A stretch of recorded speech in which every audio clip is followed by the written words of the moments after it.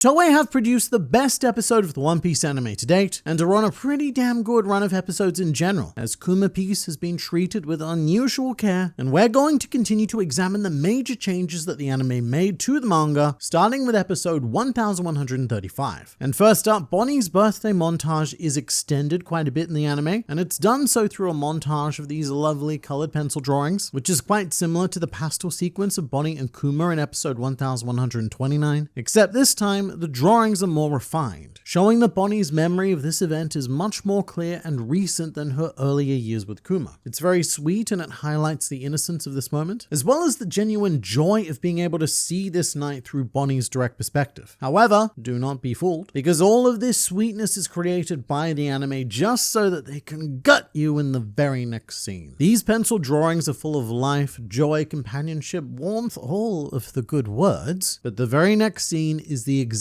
opposite. It's Bonnie alone in the dark crying because she thinks that her father has forgotten her, which is drawn in the standard One Piece style, indicating that this is the harsh reality of her situation and that the lovely birthday montage was but a piece of fleeting escapism. It's a very good example of work smarter, not harder, because all it took was to produce a handful of stills, not even animation. Most of these images, they're just stills, but stills drawn with the right intention can be juxtaposed like this to make an already tragic flashback hit that much harder. But our next big change comes when we check in with Dragon and the Revolutionary Army, and quite a bit is added to this scene, which in the manga is just a close-up of Sabo, Dragon, and the establishing shot of Baltigo. 3 panels, but first things first, we learn a bit about Dragon. As in the anime, his office apparently has this incredibly extensive and well-stocked bar, and I know the manga shows us that Dragon likes a bit of a drink every now and then. When Sabo returned, we saw them sharing a bottle of wine, for example, but to have a fully stocked bar in the Revolutionary Army war room that Dragon is seemingly consistently sipping from is the sign of a man who probably has some deeper problems. Also, there's a new character added to this scene. Koala appears alongside Sabo, eavesdropping on Dragon Snail conversation. She's not in the manga and she doesn't add a whole lot, but I guess what she does is she fills the space, because the anime gives us an expanded look at what the Revolutionary Army headquarters look like, which is very bare. We've got one wooden table in the middle of a gigantic room with a single plant plonked in the back right hand side, which I really do appreciate. And if you're not particularly adept at interior design, then just use this one simple trick. Get a ton of plants and your room will immediately look lively and inviting. There's also a giant map in this room, and I've tried to figure out what it may be depicting, but it doesn't seem to line up with any of the very few maps in the One Piece world we've seen or that I could find. So this might just be miscellaneous clumps of land made up by an animator. And next to the map is an official looking document written deliberately in gibberish,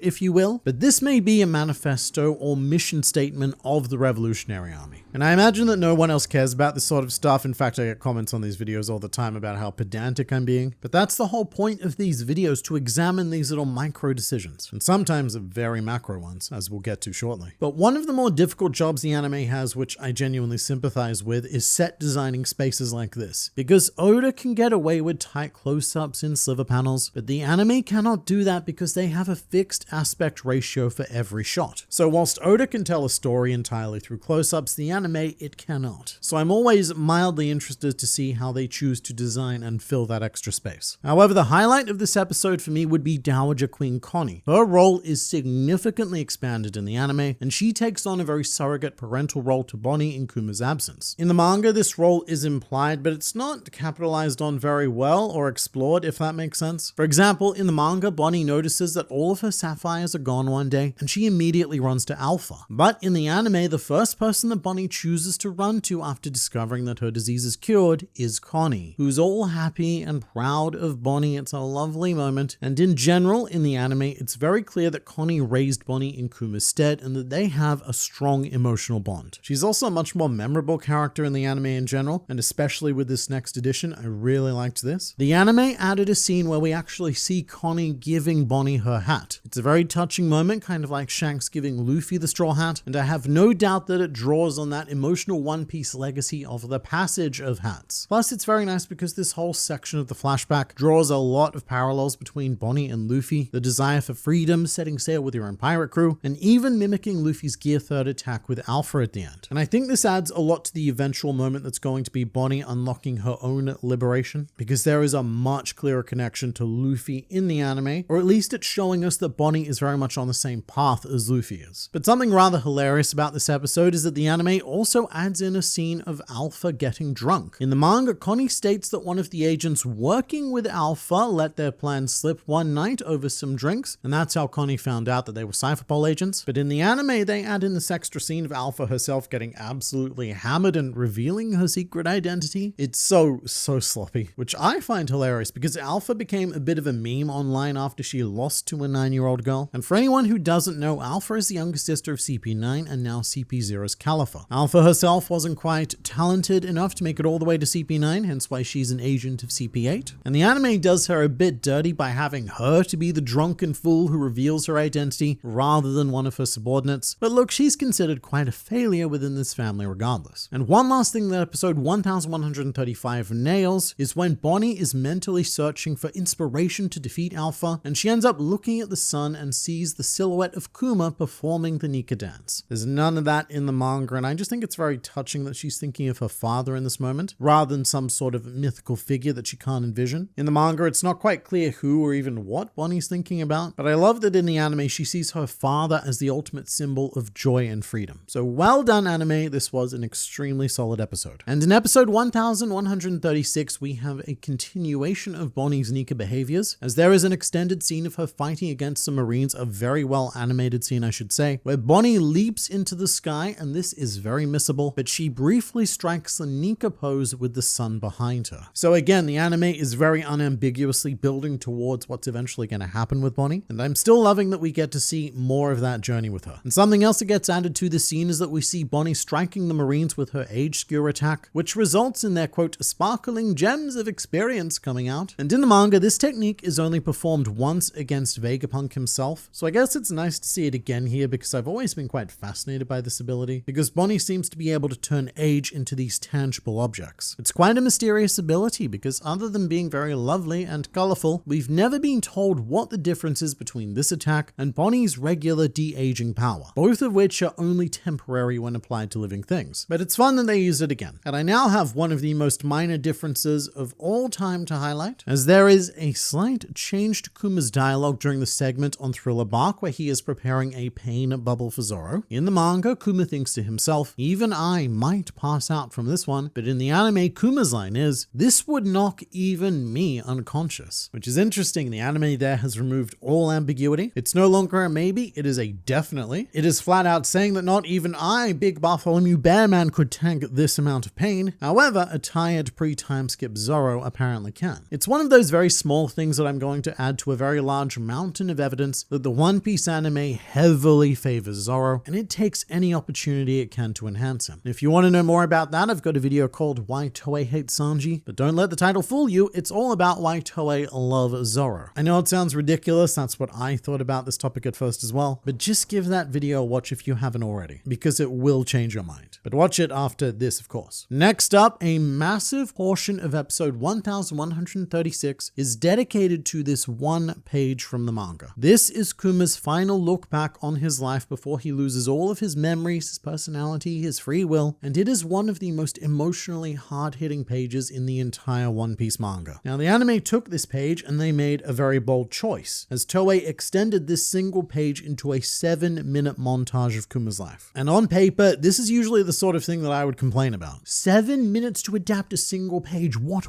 are you doing, Toei? But in this case, as hard as I was hit in the manga, honestly, I have to say the anime did it better. And it's because they didn't just go and replay clips from previous episodes and do the lazy thing. No, Kuma's life from birth to erasure was completely reimagined in this semi-abstract way that did a really fantastic job of emphasizing the raw emotion whilst using as little as possible. For example, there's a part where we see Kuma's mother being ripped into 4 pieces by disembodied hands of what I assume are the world nobles, which is animated in this deliberately simple and almost bad way, like a child ripping apart a paper cutout. And during his child scenes, we also cut to a shot of just Kuma's 2 eyes in the darkness a few times, which is such a simple but such a powerful image, showing just how deeply and emotionally lost he was. And also very important because the rest of the sequence builds off that darkness, and it becomes about gradually introducing more and more light into Kuma's world. The first time that we see Ginny, we see her literally manifest from light itself, as if Kuma was blessed by some sort of god to meet her. And by the time we reach Bonnie, we have come out of the shadows entirely. Everything is bright, vibrant, and it shows just how much of a positive impact that Bonnie had on Kuma's life. Not to mention that, at the end of this sequence, all the important people in Kuma's life are represented by balls of light as he runs through the darkness. And something very, very cool, as Kuma ages, the sun rises with him. This is Kuma's personal dawn of the world. And it shows us that even though he's had such a torturous life, from his perspective, it has only gotten better as time goes on. And just think about how counterintuitive that is for a second. The standard visual metaphor for death is a sunset, but for Kuma, it is a sunrise. Kuma is just so grateful to have met and to have loved the people that he has, regardless of what's happened to him. And this is a feeling that's definitely conjured in the manga, but the decision to turn all of Kuma's loved ones into literal light sources and to have him running into a sunrise conveys that feeling much more powerfully, in my opinion. This sequence also tells Kuma's story in a non-linear way. There's quite a few sections that blends Kuma's childhood with Bonnie's childhood, showing us Kuma's suffering and then showing us his suffering versus his determination not to have his daughter go through that same suffering. And one of my favorite additions is Kuma thrusting his arms into the most colossal Kuma bubble we have seen in the series, which I believe represents the sum total of pain that Kuma has undergone throughout his whole life, and he is hitting it all at once. And the reason why I believe that is because we shouldn't forget the perspective of this flashback. These aren't just Kuma's memories, this is Bonnie watching Kuma's memories. So from Bonnie's perspective, she is getting hit with all of that pain. She is experiencing every bit of pain her father felt all at once. And I think this sequence as a whole does a much better job of portraying Bonnie's experience, condensing Kuma's life into 7 minutes of raw emotion, and by the time we see her crying at the end, I feel like I'm right there with her. And there's a lot more to it than that. It's a brilliant sequence full of very specific creative choices, definitely worth rewatching a few times. It's not just art for the sake of art, it is 7 minutes designed to both hurt and to heal you, which is even represented by Kuma's aforementioned life-sum pain bubble, because a decision was made to make this bubble yellow instead of red. So this isn't just Kuma thrusting his arms into pain, it is him thrusting his arms into hope and light, and him being willing to take on that pain to gain that hope. So this is absolutely, without doubt, one of the most solid episodes of the One Piece anime ever, and I could even see an argument being made that it is the best one. So it's definitely a rough episode to follow up, but 1137 does a pretty damn good job as well, because to skip straight to the end, the biggest change in this episode from the manga to the anime is the fact that we actually get to see Kuma punch Saint Saturn. When this happened in the manga, it was quite frustrating because the chapter ends with Kuma coating his fist in armament haki, and then a close-up of Saint Saturn about to be punched, and then we didn't actually see the punch land until the next chapter, which I found very annoying because I needed the satisfaction of seeing that old man getting thwacked in the face. But the anime did this in quite a clever and satisfying way, which is that it integrated the opening song Angel and Devil by Green Boys, which is a song that I would describe as both joyous and melancholic, and it has set the tone for Kuma Piece extremely well, managing to hit all of the high highs and all of the low lows. But it is ultimately a song of celebration, just like Kuma's whole life. As tragic as it was, he treasured every second of it with the people that he loved, and I like that we're turning off all of the negativity and focusing on that positivity. And so after landing the punch on Saturn, the music begins, and we have a montage of Kuma and Bonnie together, ending the episode on an incredibly hopeful note, whereas its equivalent manga chapter ended on quite an angry and vengeful note. And I think that the way the anime did it is the better way to go. The end of this episode was our much needed sunrise. And even though there's barely any Luffy in this episode at all, you can feel that sun god energy seeping in. And this episode was also full of a lot of really finely tuned choices to create that feeling. For example, episode 1137 starts in widescreen, which is quite unusual for One Piece, but we enter full screen when we switch to the modern day, almost like the cinematic equivalent of a sunrise, leaving the darker space behind and embracing the brightness of the full screen. There's also a really lovely extended scene where we see Bonnie walking towards Vegapunk and slowly reverting to her true child form, showing us that Bonnie is allowing herself to be vulnerable again. We do sort of get this in the manga as well. We cut straight from adult Bonnie to child Bonnie, and it does get the same idea across, but in this case, I personally really value seeing the transition because it's like a well-earned slow exhale for Bonnie. It's not just a, oh, I've switched now. It's more of a